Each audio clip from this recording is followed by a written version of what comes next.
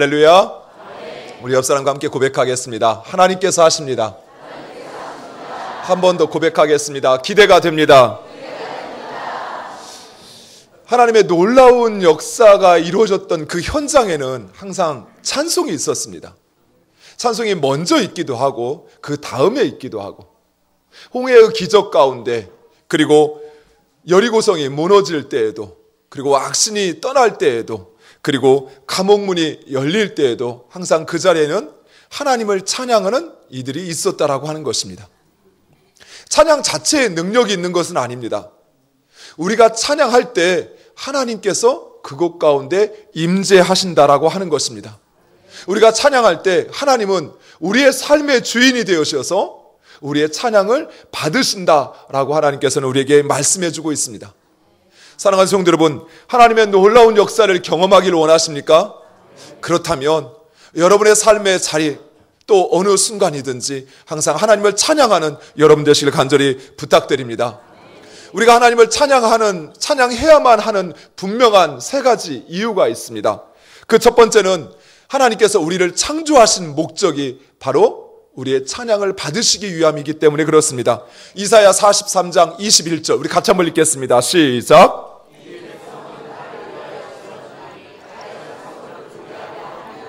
아멘. 하나님께서 세상을 창조하셨음을 확신하는 사람, 그리고 하나님께서 창조하신 이 세상을 보면서 하나님의 창조 섭리를 발견하는 사람, 그는 저절로 그의 입술에서 하나님을 찬양할 수밖에 없다라고 하는 것입니다.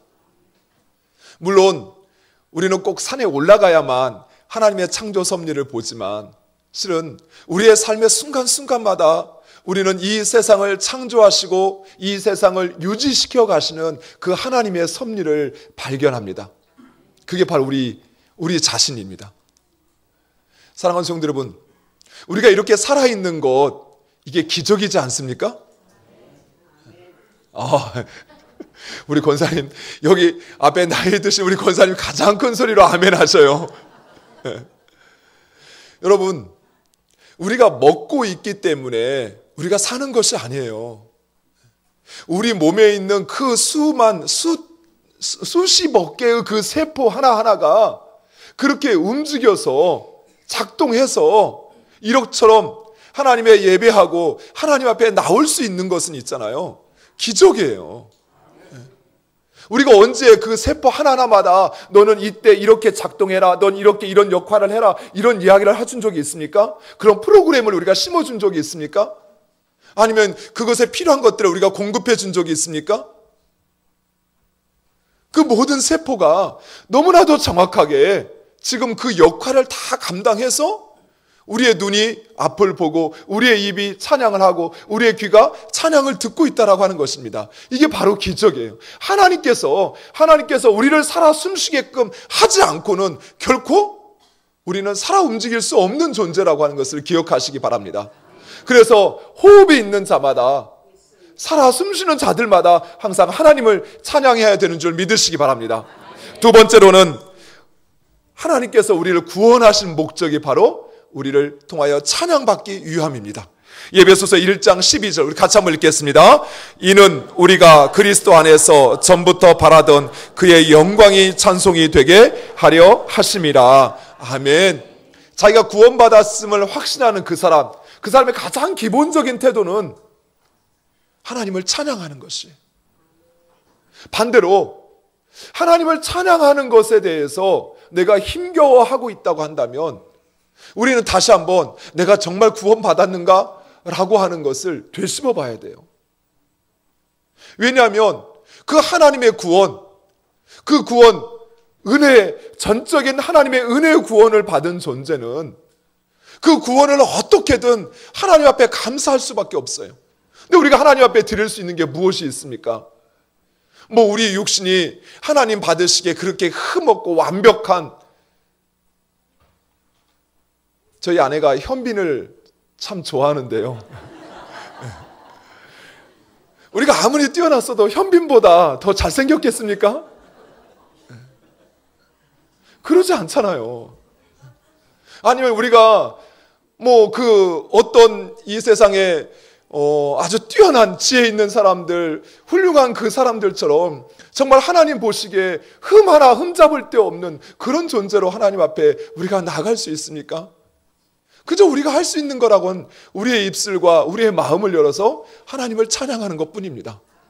또한 우리가 읽었던 말씀에서도 하나님은 다른 걸 기대하지 않으셔요. 현빈처럼 그렇게 잘생긴 사람만 하나님은 원하지 않으셔요.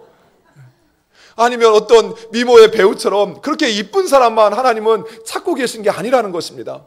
오늘 말씀에 영광의 찬양, 영광의 찬송이 되게 하시기 위해서 우리를 구원하셨다라고 말씀하고 있습니다. 그렇다면 구원받은 우리가 가장 먼저 해야 될 것은 그 하나님을 찬양하는 것입니다. 마지막 세 번째로 우리가 찬양해야 하는 이유는 성령 충만함을 받기 위함입니다. 오늘 우리가 읽었던 말씀 5장 19절 같이 한번 읽겠습니다. 시와 찬송과 신령한 노래들로 서로 화답하며 너희 마음으로 주께 아멘. 19절 바로 앞에 보면 뭐라고 말씀하시면 술에 취하지 말고 성령에 충만하라 라고 말씀하고 있습니다. 그 성령 충만한 방법에 대해서 19절에서 우리에게 말씀해주고 있는 것입니다. 사랑하는 성도 여러분, 구원받은 하나님의 자녀가 이 세상 가운데서 하나님의 자녀로 살아가기 위해서 꼭 필요한 한 가지, 그것은 바로 성령의 충만함을 받는 것입니다. 우리가 예수 그리스도를 나의 구주로 고백한다는 것은 이미 성령을 받았습니다. 그런데 성령 받은 것만 가지고는 우리가 하나님의 자녀로 살아갈 수가 없어요. 끊임없이 성령이 우리에게 공급해주는 그 성령의 충만함, 그것을 통해서 우리는 하나님의 자녀로 살아갈 수 있다고 하는 것입니다. 그런데 그 성령의 충만함이 무엇으로 주어지는가? 오늘 우리가 읽었던 말씀에 보니까 신령한 찬송, 시와 찬송과 신령한 노래들로 서로 화답하며 너희 마음으로 주께 노래하며 찬송하여 라고 말씀하고 있습니다. 사랑하는 성도 여러분, 우리가 찬송할 때 서로 그 찬송에 화답하며 하나님 앞에 노래하며 나아갈 때 우리 안에 성령에 충만하여지는 것을 믿으시기 바랍니다. 사랑하는 성도 여러분, 그래서 할 수만 있으면 여러분의 삶에서 그 하나님을 찬양할 수 있어야 돼요. 만약 내 마음이, 내 몸이 너무 지쳐서 찬양할 힘이 없다고 한다면 여러분, 요즘에 그 레인보우라고 해서 CBS에서 그 조이 뭐죠? 네, 조이풀 그 CBS 찬양만 들려주는 그 앱이 있어요. 그래서 저 역시도 마찬가지. 저 역시도 어느 길을 가거나 또는 잠깐 저의 시간을 보낼 때 그 앱을 켜놓고 쭉 찬양을 들으면서 함께 부르기 시작해요. 그러면 어느 순간 제 마음에 묶여있던 것들이 다 내려지기 시작해요. 왜요?